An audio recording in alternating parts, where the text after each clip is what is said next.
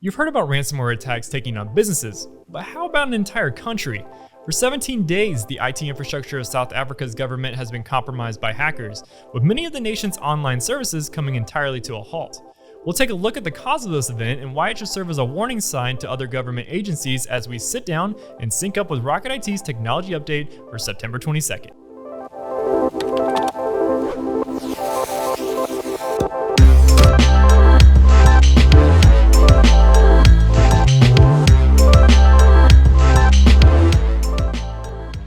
Hello everyone, I'm Chris Swinston, Technology Insider here at Rocket IT, and welcome to yet another episode of Sync Up, your new home for trending technology news. So the breaking story for this week's episode of Sync Up is that hackers were able to launch a ransomware attack that successfully took down South Africa's Department of Justice. Now, to put this into perspective, this is the South African government's second major attack in the last 2 months, with the prior one happening back in July with the nation's primary rail and port company.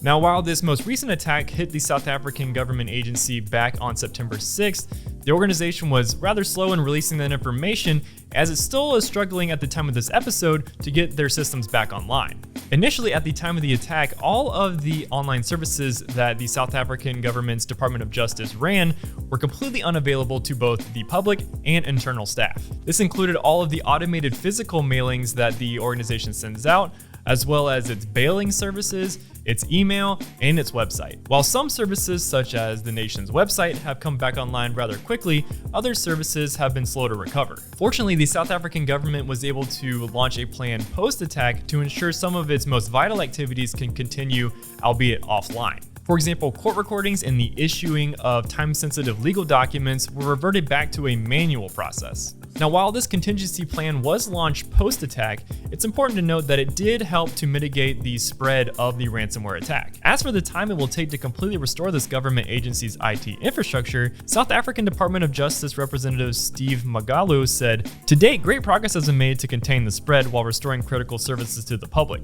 While the department is not yet in a position to determine the exact date when all systems will be restored, it is encouraged the progress made by the IT experts thus far." From this message and the fact that the network has been down for a total of 17 days thus far, it's pretty clear here that the South African Department of Justice isn't wanting to pay the ransom that these hackers are asking for.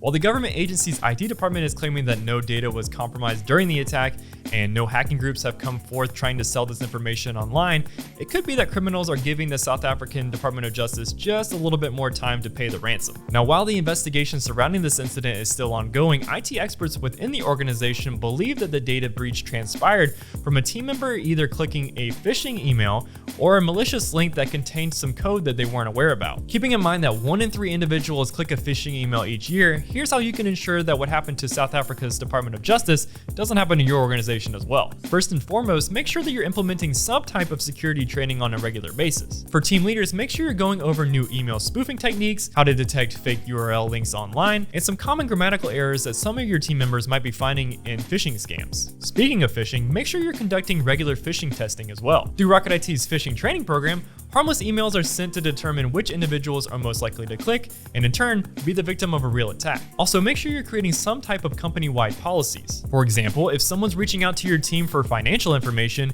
you may make a policy that requires that individual to reach out via phone before sending that information online. Finally, while there are a variety of modern technologies your business should deploy to prevent ransomware, one of the most effective solutions is to hold regular strategic meetings with your IT department. Rather than responding to current threats, these meetings can be used as a tool to address future security trends and build a contingency plan to mitigate their risks. For organizations without technical leaders to guide this process, Rocket IT offers a virtual chief information officer to facilitate that need.